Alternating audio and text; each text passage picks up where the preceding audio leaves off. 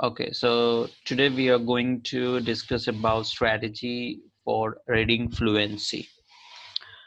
As we know already that reading fluency is equal to, we can say like, reading fluency. Reading fluency is equal to A and S, A plus S. Now what is this A plus S? A is nothing but your accuracy, or you can say accurately and smoothly.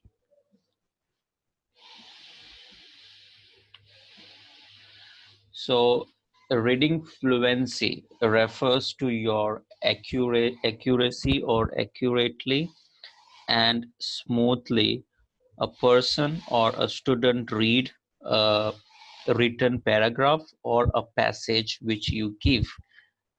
That is your reading fluency. Now, good reader you can say, or you can say a fluent reader is able to read, okay, very quickly without stopping to decode the individual word.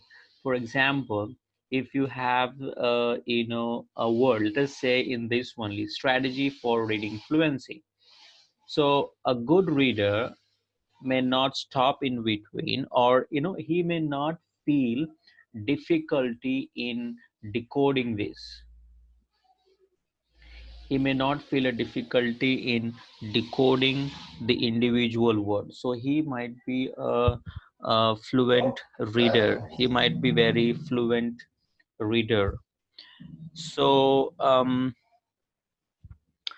so there are many activities and teaching strategies which help the student to increase their fluency. So what are those? We will see. You see, fluency in oral reading refers differently. Okay, now fluency in oral reading refers to the ability to read connected text aloud with accuracy, speed, and appropriate phrase. Now let us see what I was saying. Fluency of oral reading. In this, the child requires an ability to connect the text. Now, to connect the text, that means the words, and he or she has to read aloud. Okay, she has to read aloud with accuracy. As we said, accuracy is required, speed is required, and appropriate phrasing, you can say, you can add that also, appropriate phrasing.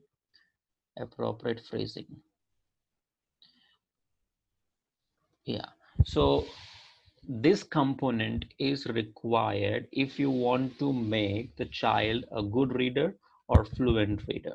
So these are the basic understanding of reading fluency.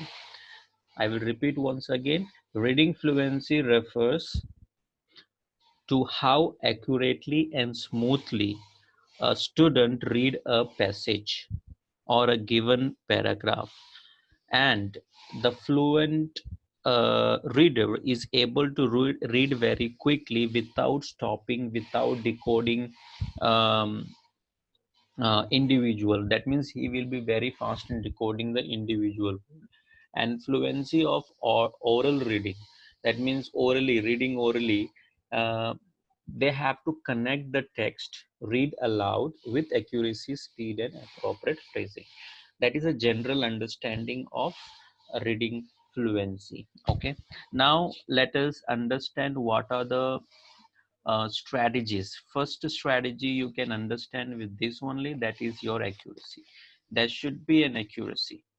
So without accuracy, um, the child may not able to read properly. So accuracy is very, very important. Let us check what is that.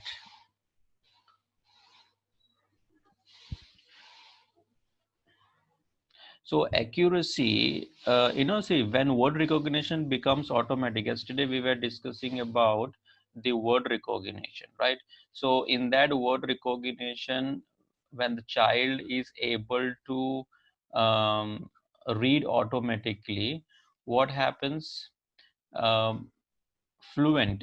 The child will be more fluent in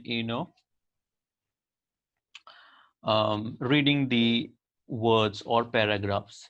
That's what I was telling. When word recognition becomes automatic, the student can um, uh, dedicate more cognitive resources to understand what he or she is reading. So when the learner has to spend a time in decoding the word, the learner is developing a cognitive resources. That means he or she is trying to analyze the word instead of comprehension. So that is very important. See, fluency is measured by reading rate. Until unless the child is not able to read, you cannot measure the fluency, right? See, uh, and to measure the fluency, you require accuracy, you require speed, you require an appropriate phrases. So that's why until unless the child is able to recognize the word, he may not able to become a fluent reader. So fluency, reading fluency is measured. The first one is, I was talking about the accuracy. So accuracy. In accuracy, fluency is measured when the word recognition is achieved. When your word recognition is achieved, then only the fluency is measured properly. So fluency is measured when word recognition is achieved. That means, see, the main aim of all reading instruction is what? Is to increase the level of silent reading, comprehensions, or paragraph or passages. See, in order to make the child read, we have to devote attention to the meaning, to the paragraph. Then only the student will be able to read fluent. Now here the accuracy is like, if for example, if the child is reading a cat, so in that the child must be very clear, rather saying sat. Okay, so that is not an accuracy. That means the child has done a mistake in pronouncing the letter sound. Okay, it should be cat. So um, it should be very clear and accurate when the child is pronouncing the word. The main aim of accuracy here in fluent is pronunciation. So pronunciation is very important in first strategy, that is your accuracy. In first strategy, you have to see the accuracy, that is pronunciation of the letter, whether the child is able to identify or not. Once you see the child is able to identify the letter sound or word, then we can move to the second strategy, that is your word pattern. Word pattern. Now, what is this word pattern? See, it is very simple. The use of familiar letter grouping. Now, you must be aware of letter grouping. Letter grouping. Letter grouping means same thing. Like, for example, if you have, this is one letter, this is another letter, and this is another letter. When you group together, you get CAT, cat. So this letter grouping helps to recognize the word. This helps to recognize the word. So until unless the word pattern is appropriate, the child may not able to read fluently. So you need to, for example, if the child is, for example, you have given one paragraph and the child is just reading CAT and he's not able to pronounce what what is the output after saying CAT. That means the child is not fluent. The child may has a difficulty in reading fluency.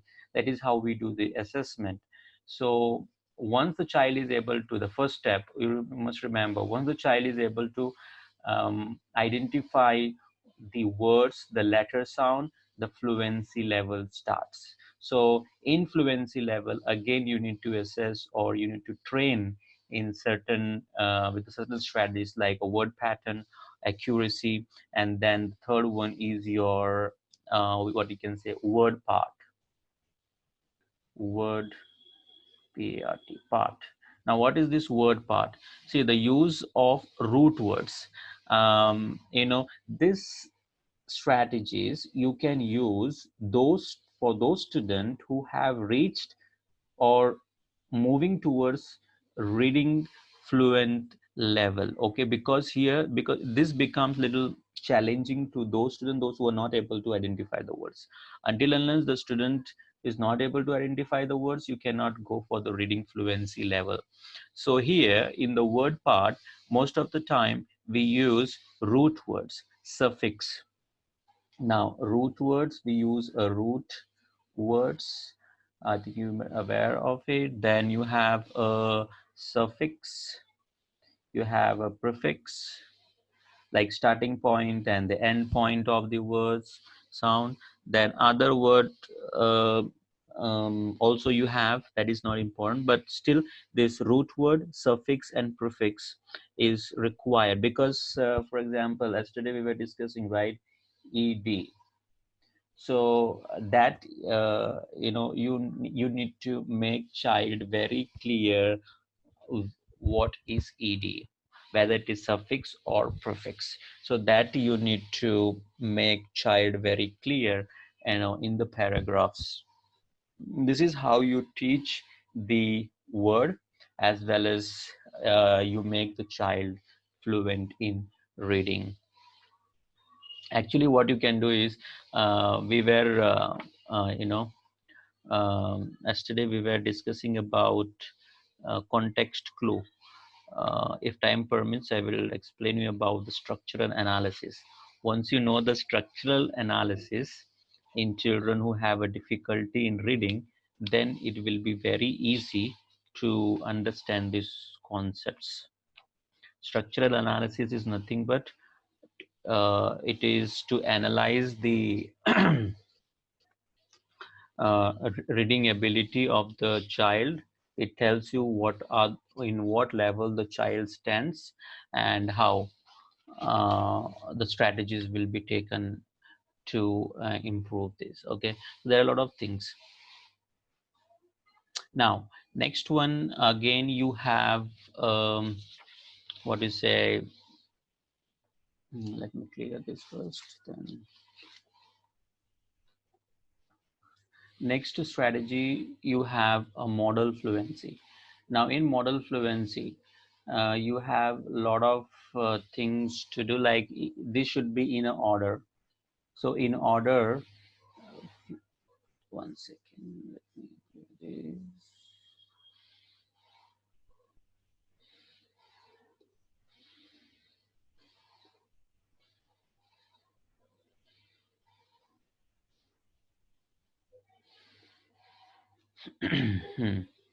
Now, next one is your model fluency.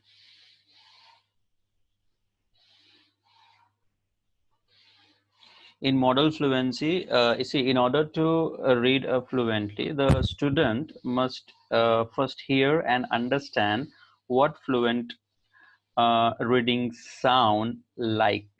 For example, if I say apple, the child must listen that properly. The child must understand, hear and understand. Here, the main thing of a model fluency is hearing and understanding. So hearing and understanding is the important component of model fluency. So whatever the structure you give, whatever the word you give, whatever the paragraph you give, make sure the child hears properly and understand the sound properly, then only the child will be able to read. And now see here, you can also understand, it depends, whenever you use these strategies you must understand very clearly where my child stands. Until unless, see, you cannot pull any strategy and fix it up to the child. If this strategy is not working, you can go further and search for the new one. So where it is concerned with the model fluency, from this they will be more likely to transfer those experience into their own reading. So basically, some students you will be observe that they do their own reading, which is most powerful way to read aloud. And it emphasizes more on the voice readers, actually a reader, those who are reading aloudly, just seeing the paragraph and reading more loudly, you would have seen in the classrooms. So in this, it emphasizes more on voice kind of reading, loud reading, you can say, model fluency. And here and as I was telling, this is like an own reading, you can see the own reading here. So that can be your model fluency. So here one thing you have to remember, the hearing and understanding whatever sort of word you give in the paragraph or wherever you give, make sure that the child is able to, or else here what we do is, first teacher explains or teacher reads same piece of information, child will understand and read again. So that is your model fluency. The next one is your text selection. This is also very important. Text selection, how the child or you will select the text for reading. See, selecting the text to use for fluency activity is an important um, consideration, you can say. See, text that is too difficult will be impossible for the student who have a reading fluency difficulty. So what you have to do, you have to select those possible text which child can at least initiate to read. Because if you give a difficult, if for example if you are giving you know difficult words or difficult text, so easily the student will get frustrated. So that you need to be very clear, because if not, the child's motivation will come down. So choose text selection, choose your text very carefully, expose them a wide variety of, even you can say, games. Okay, like for example, to you can expose games, you can expose the poetries, you can also expose a lot of fairy tales. Puzzles. Yeah, yes, yes, fairy tales. You can also explore a lot of in English or uh, Word building also. word building. What is it? Lyrics. A lot of lyrical languages, that also can be exposed to the child. See, this is up to the special educators or teachers how to select the text and make the child read. Sometime you would have experience that some child is not able to read four-letter words, five-letter words. So giving them to read that, it is a waste of time, where the child um, will be more frustrated. So select what is the, based on the level of the child. So that is very important. And then there is another strategy which is called your sight words. Now, so what is sight word here? I think you are all aware of sight words, but still let us understand what is this sight word. One second. This. So sight word. Next one is your See, teaching sight words.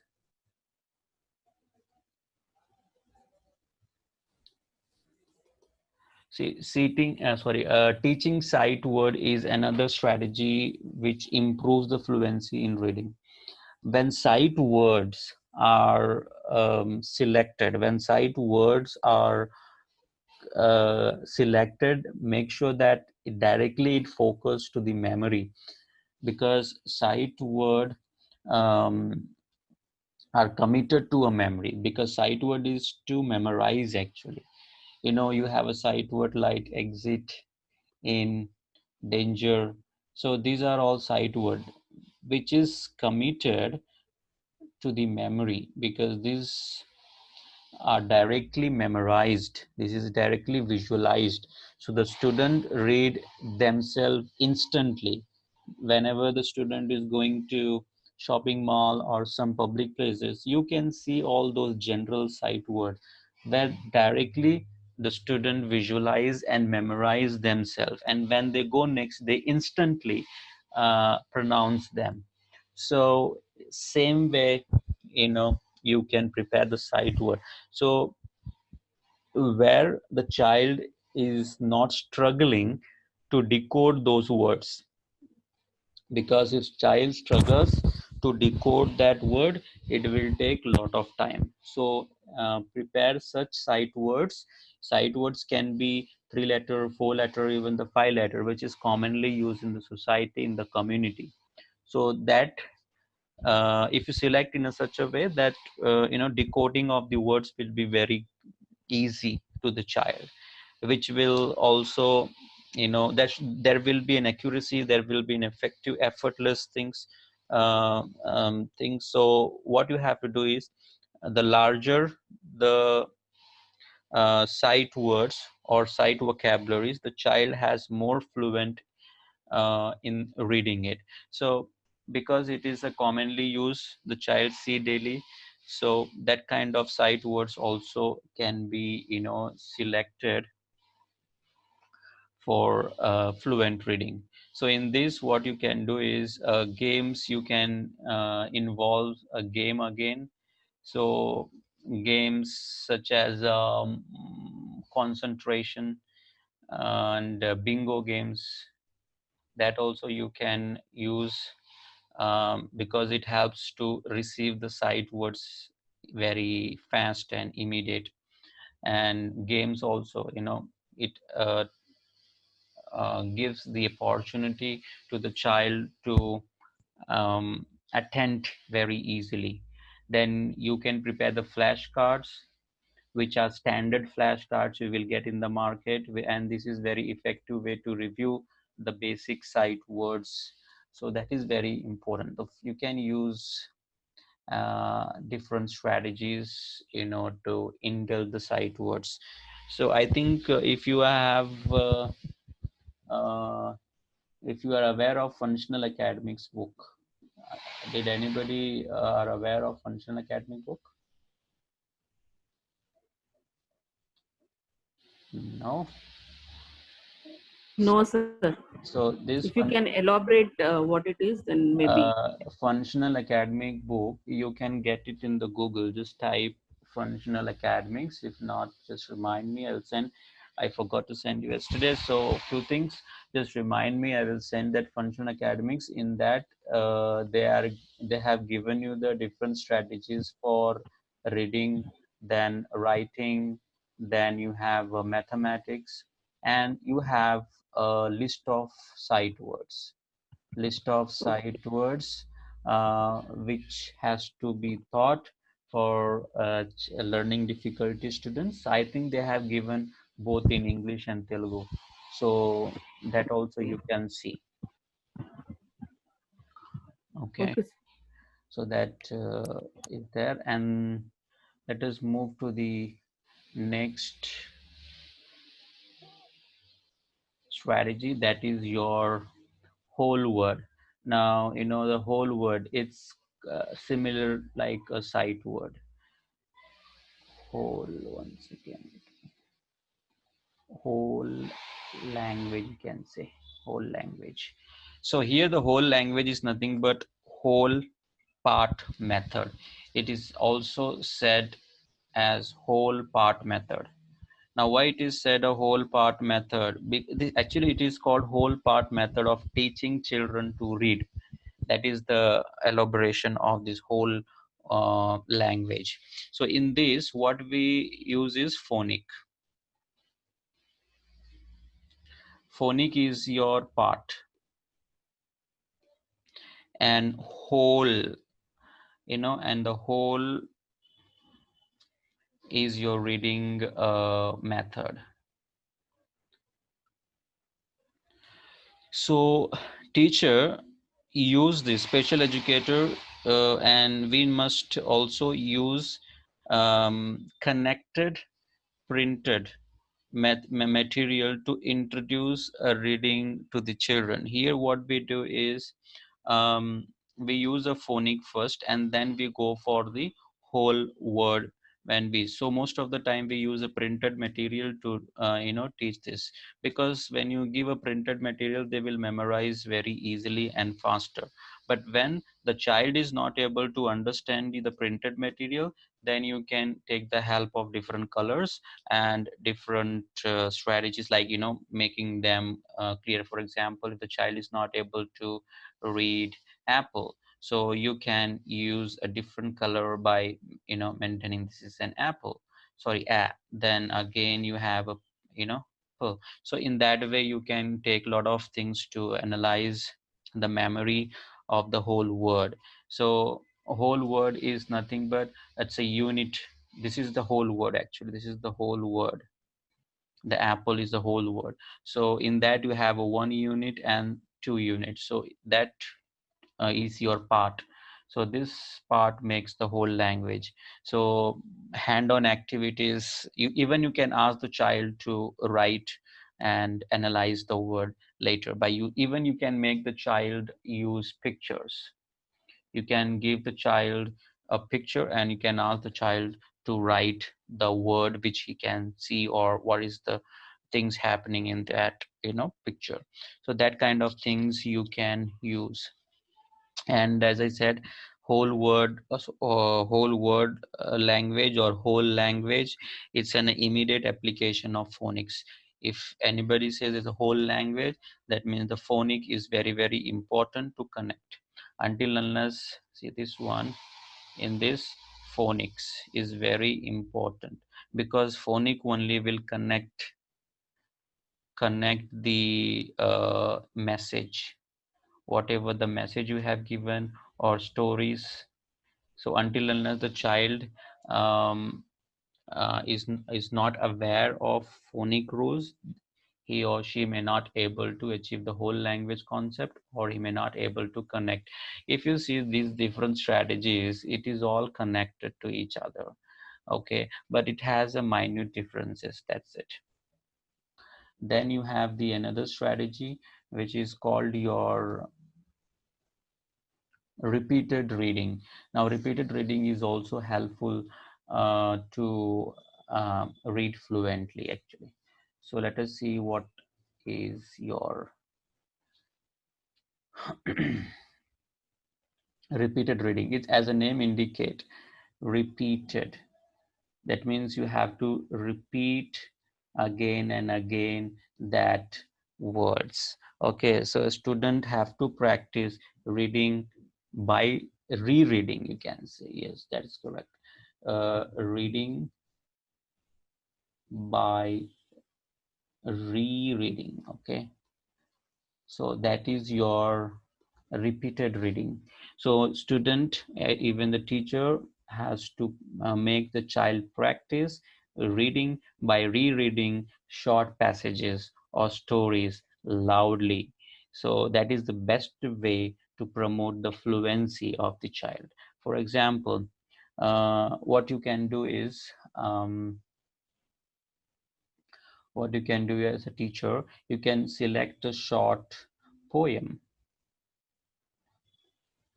Okay, you can select a short poem, and you can ask the child to make a copy of that poem.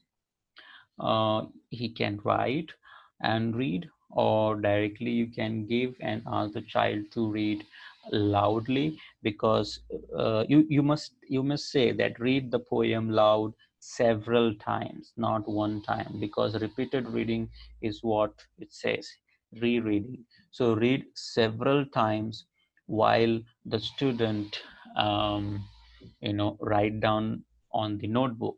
If not, either way you can select, as a teacher you can select a short poem and you can transpose them. Like you can read the poem several times and you ask the child to listen and follow me. So you will read, the child will read.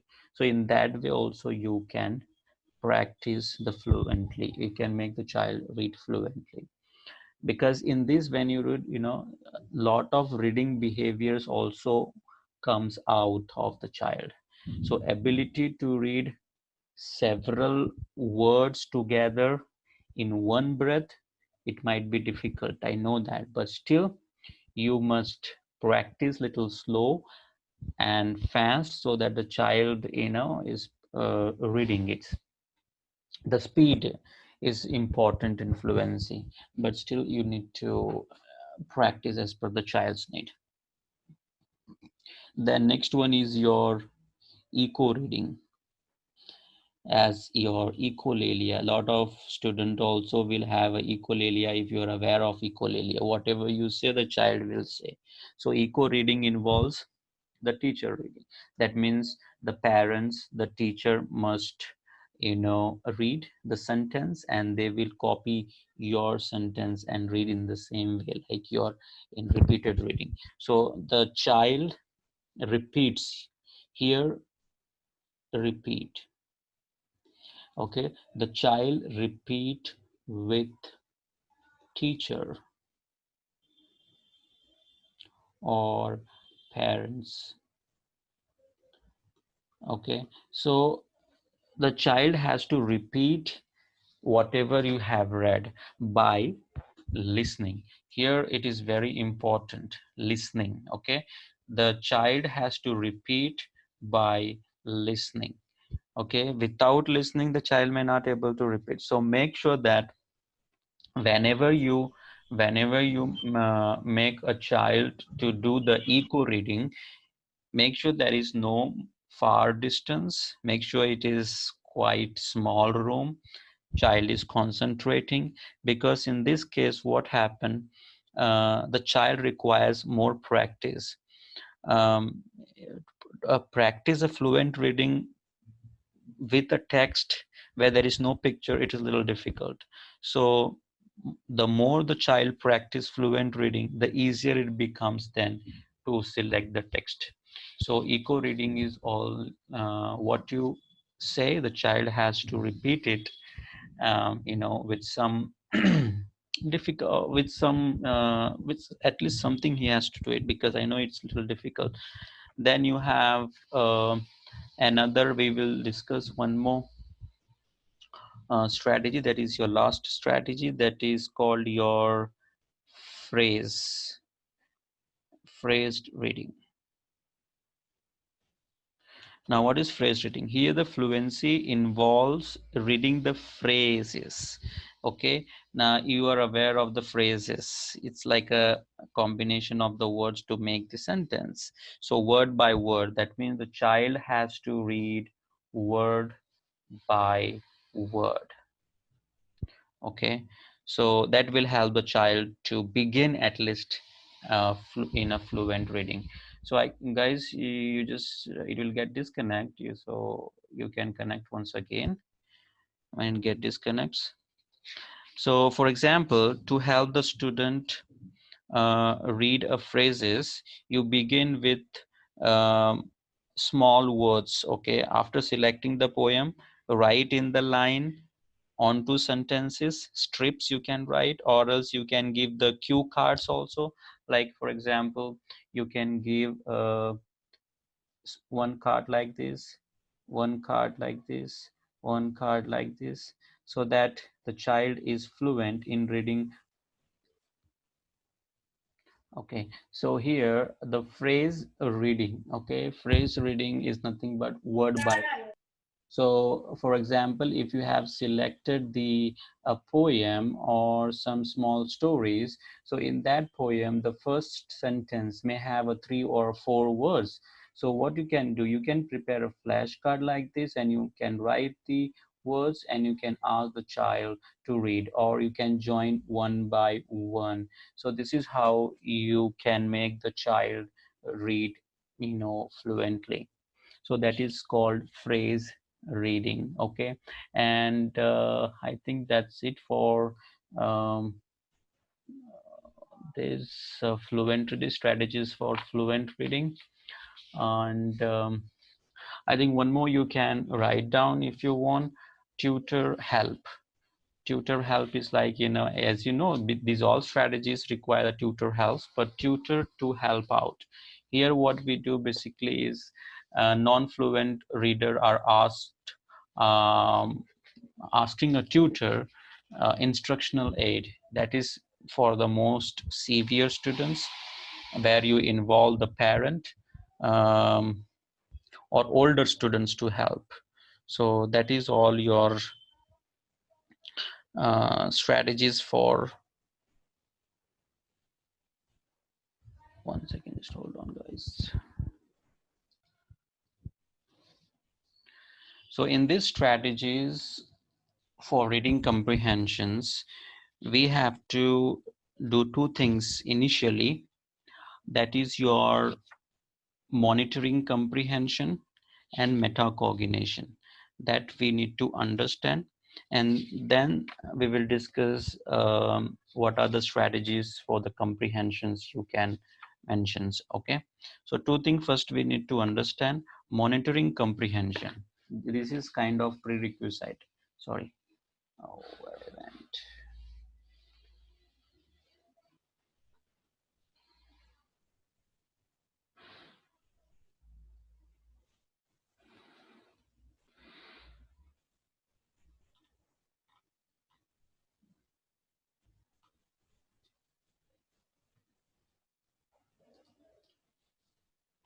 Okay, so two things you have to remember here. One is monitoring comprehension. What is monitoring comprehension here? The student who are good at monitoring their comprehension, their own comprehension, they know when they understand what they read and what they write, first of all. Okay, so that means the student has to monitor. You need to check how far the child is able to monitor their comprehension, because the child, this is how we do the assessment. First of all, where the child is able to, you give one paragraph and you ask the child to read, and then you give some questions, you ask some questions, and then you ask whether the child has monitored what he has read, by understanding, he has said the correct or wrong answers. So you, as a special educator, you must have a predetermined what do you say, passages and answers written, so that at the same time you must not read and waste your time. So they, and you should also understand whether they have this strategy. This is for the assessment, and to understand the child strategy is nothing but whether he have a strategy to fix his own problem. So what kind of strategy the child is using, to read the passages or comprehension. We always understand that we have to read the question first, and then we have to go for the paragraph, because it will save time, and it will give the reflection what we are searching, what kind of answer we are searching. Rather reading the paragraph and coming to the questions, then again you have to go back to read. So understand what kind of strategy the child is using to fix the problem, that you need to understand in monitoring the comprehension, because this is how the child monitor and help himself. you know this is how you assess actually. So better the monitoring, better the comprehension in the child. So that you need to understand. Okay, so comprehension monitoring instruction teaches the student to be aware what they do understand, and identify what they have understand, and use of appropriate strategy. You can say, I'll just write down here, it helps the student like awareness of passage. Then second one is it helps to what identify what they read. And the third one is strategies. As I said, child strategies. So child strategies, they what kind of strategy they are using to fix the problem. So these three things you need to assess in comprehension, whether the child is able to monitor or not. And the second one is metacognition. Now, what is metacognition? Thinking of thinking. Now, this metacognition is already we have discussed, is like thinking about thinking about thinking thinking about thinking. This is applicable for the good reader who use their own metacognition strategies to think about and have a control over their reading. For example, if you have given a huge a sheet with a paragraph, in that you have written a lot of passages.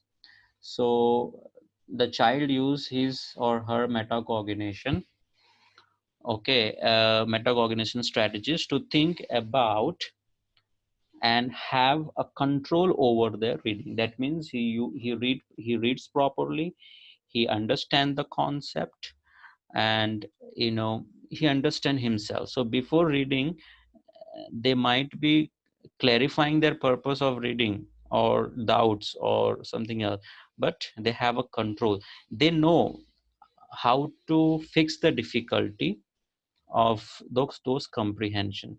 So this most of the time is applicable for what do you say, um, for a good reader. See, I'm not going in basics of these reading strategies because this is for learning disability people may have a average intelligence above. If say similar kind, if you want to teach to the intellectual disability, first you have to develop the plan before reading. If you are teaching specifically for intellectual disability, then you have to develop a plan for before reading, what kind of word I am going to take. Then monitor their understanding.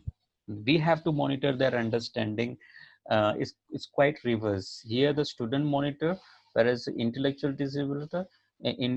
disability we have to monitor their understanding by observation, by breaking down the things, and then we have to evaluate their thinking after reading. Whereas here in LD, thinking about thinking, that means the child evaluates their own you know thinking and control. So that is the difference which we have to see. Okay, see, though these two things you have to remember before you start teaching the strategies of the comprehension, because this is just basics. And then we come for the strategy. Then you would have aware of the concept like graphic and semantic organizers. That is the first strategy which we can use, for the comprehension readers. Now, graphic and semantic organizer, that is the first one. One second.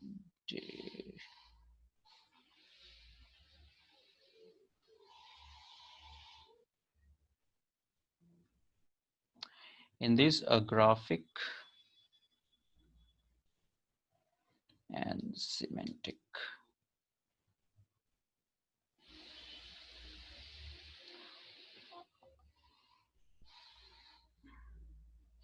organizers. So graphic organizers, will tell you some concept and relationship between some concept, whether you use a text or using a diagram. So if you are aware, I will just show you how the graphic organizers look. For example, um, I'll just draw here. See, for example, this is the one, and you give some arrow like this, and again you draw one circle, um, and you use a common words. For example, if you're talking about the water pollution, okay, this is a graphic organizer. If you're talking about the water pollution, so water pollution, so it may have a certain concept, right? How the water pollution happens due to the contamination. So you will write it to the contaminations of, you may do like this, of um, domestic waste.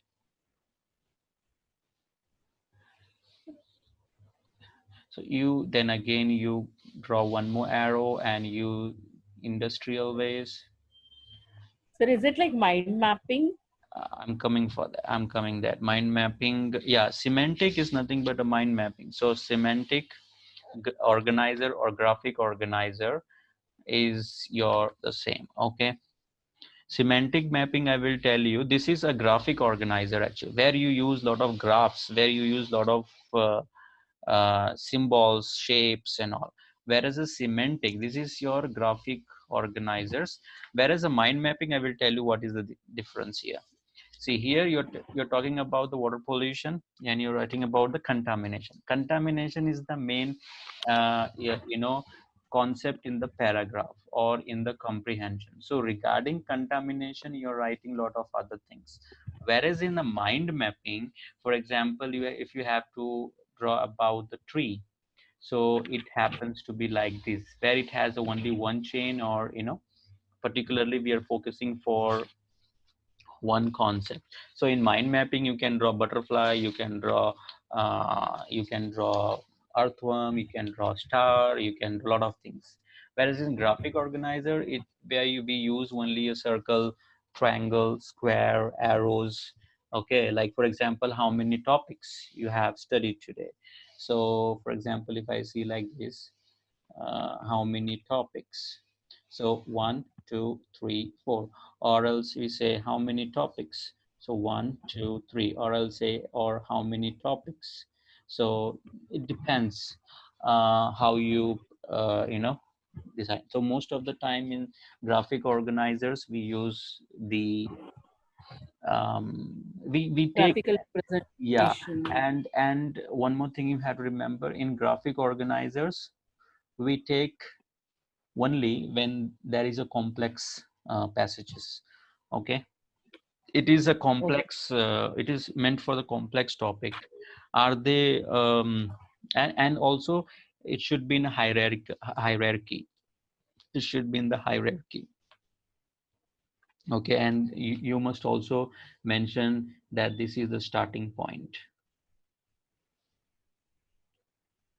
and this might be your end point. Whereas in mind mapping you may not see all those things. This is what do you say, graphic organizers. Whereas a semantic is like, for example, one second, just erase me. I will erase this. In what do you say, semantic, most of the time you can see a concept, and it is quite similar to the what do you say, to graphic organizers, but just to find out the similarities. Semantic is to find out the similarities. For example, I will draw like this, and here one more, and this is one concept, and this is another concept, and then I will search for the similarities. This will be the similarities.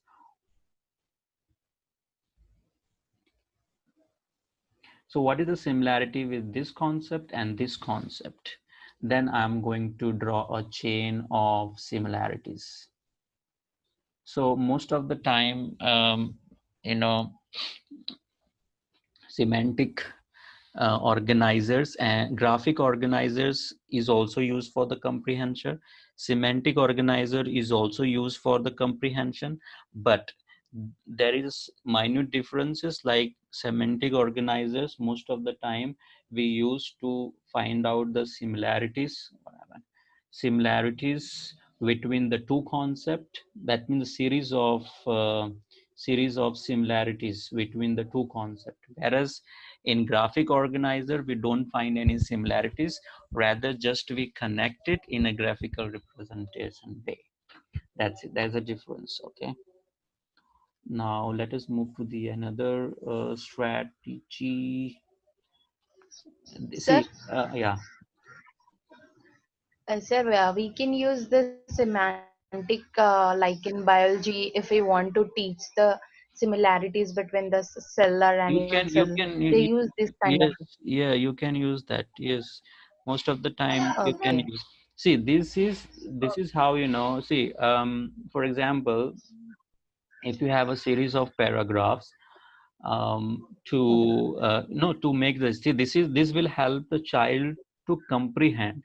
Now, see, when child keeps this picture in their mind, immediately the child will comprehend.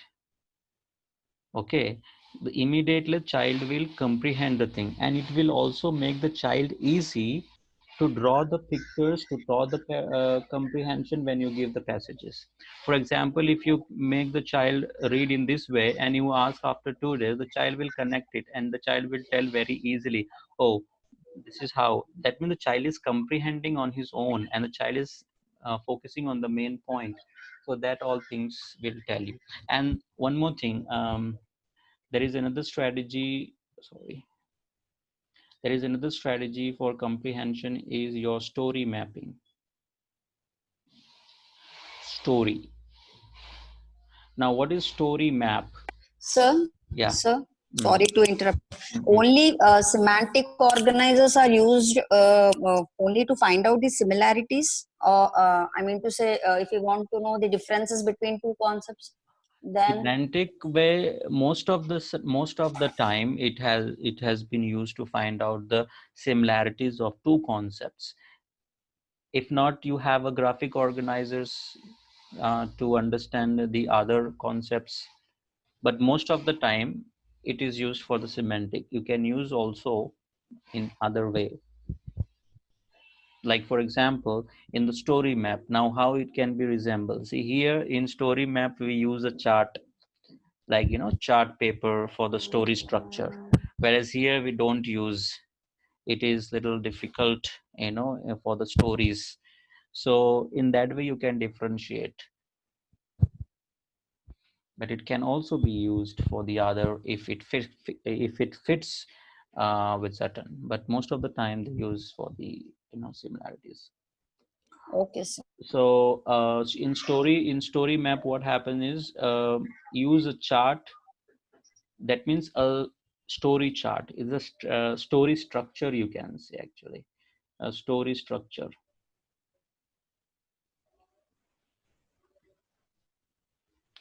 So this can be organized into, I think you are already aware about fiction and non-fiction stories, fiction and non-fiction text structures, right?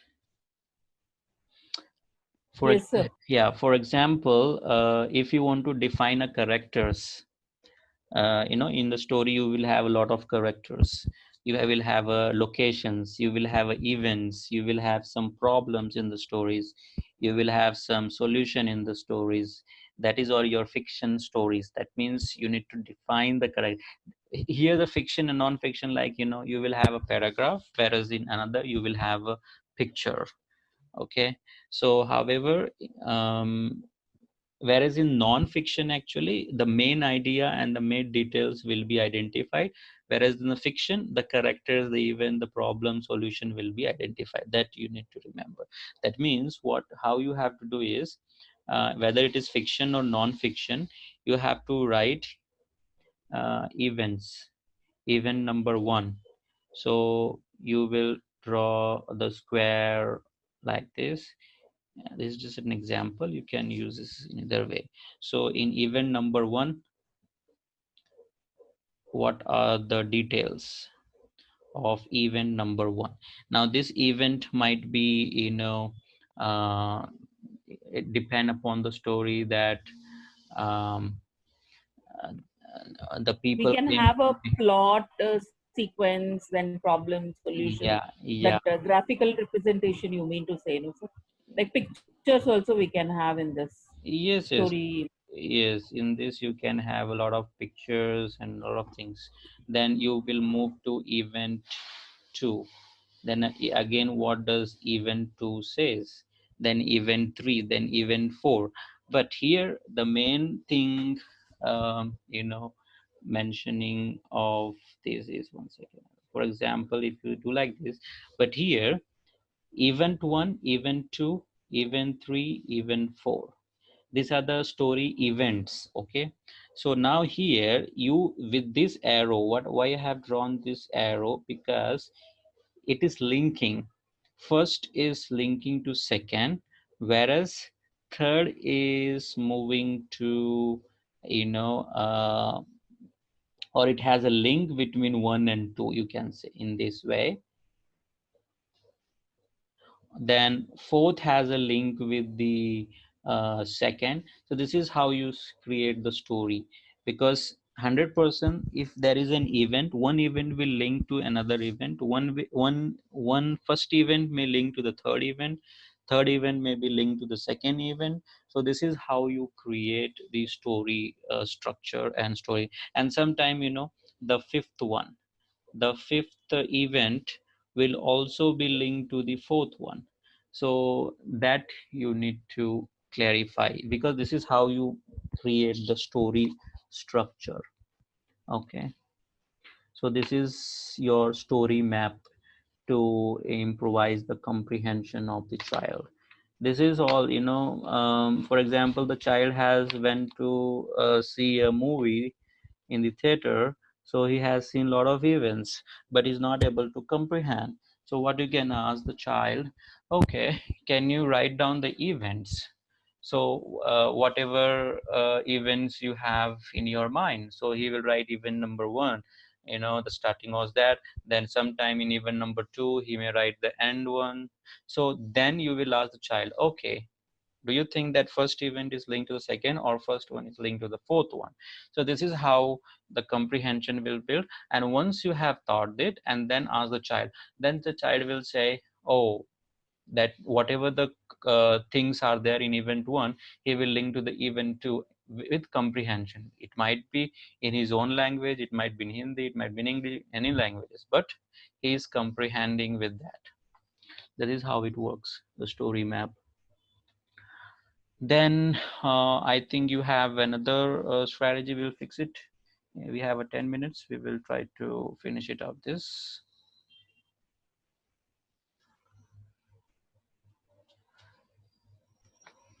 Okay, so you have, you would have heard about the storyboard or chain of events. In the storyboard, it's quite similar with these story map. So in these organizers, what happen is, here what happened, the events are sequence. That means in the story map here, the events will be in sequence way. One second.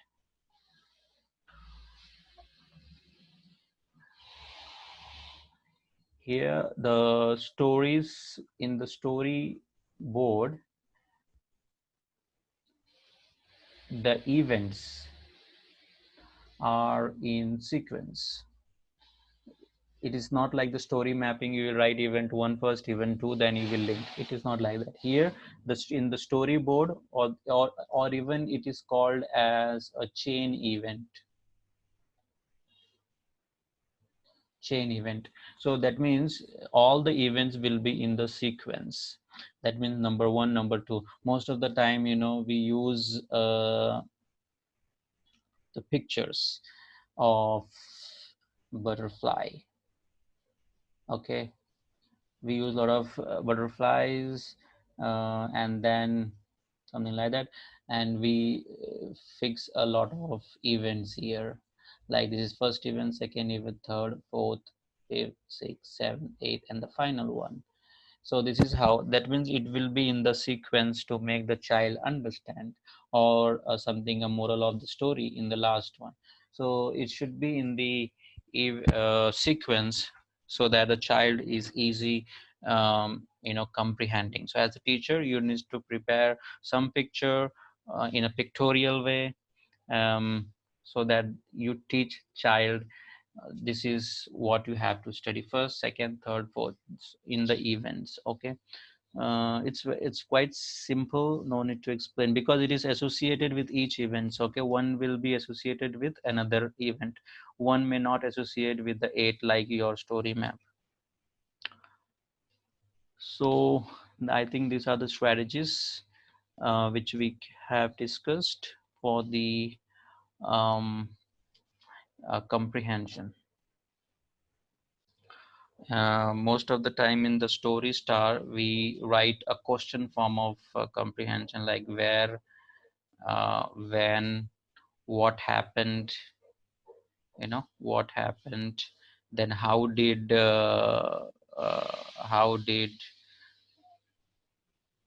it end, that story end, and who were the characters.